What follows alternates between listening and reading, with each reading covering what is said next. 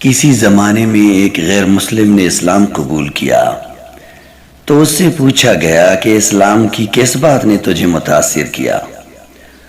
تو وہ بولا کہ صرف ایک واقعہ میری ہدایت کا سبب بن گیا۔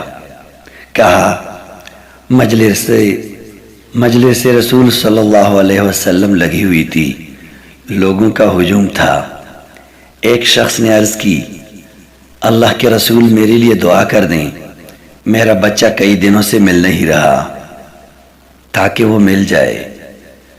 قبل اس کے کہ حضور پاک صلی اللہ علیہ وسلم کے ہاتھ اٹھتے، ایک شخص مجلس میں موجود تھا، وہ کھڑا ہو گیا، حضور میں ابھی فلاں باغ سے گزر کر آیا ہوں، اس کا بچہ وہاں بچوں کے ساتھ کھیل رہا تھا۔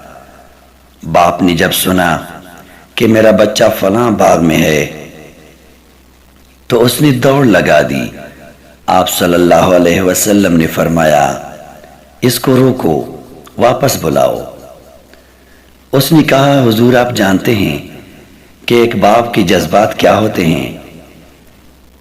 کہا، اچھی طرح سے آگاہ ہوں، لیکن تمہیں بلایا ہے، بلانے کا بھی ایک مقصد ہے۔ اس نے کہا، جی حضور ارشاد فرمائیں۔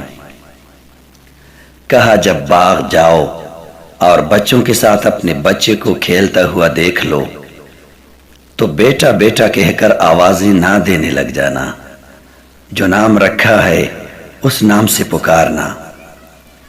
کہا، حضور میرا بیٹا ہے، اگر میں بیٹا کہہ کر بلاؤں تو حرج بھی کیا ہے؟ فرمایا، کئی دنوں سے بچھڑے ہو، تمہارے لہجے میں بلا کا رس ہوگا، اور تم نہیں جانتے کہ کھیلنے والوں میں کوئی یتیم بھی ہو، اور جب تم اپنے بیٹے کو بیٹا کہہ کر پکارو گے تو اتنا میٹھا لہجہ ہوگا تو اس کے دل پہ چوٹ لگے گی اور کہے گا، کاش آج میرا بھی باپ ہوتا، مجھے بیٹا کہہ کر پکارتا۔ فرمایا، یہ شوق گھر جا کر پورا کرنا۔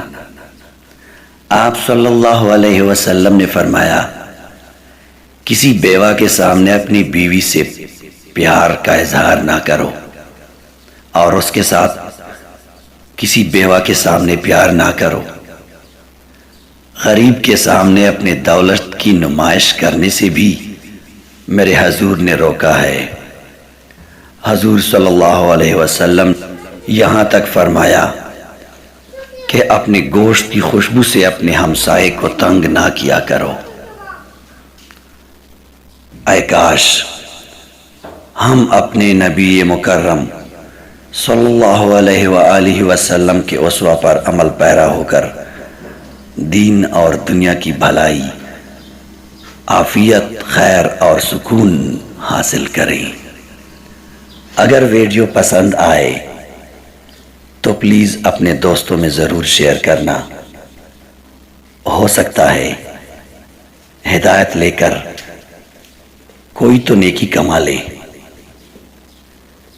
اجازت دیجیے کسی اچھے ویڈیو کے ساتھ۔ اللہ وارث۔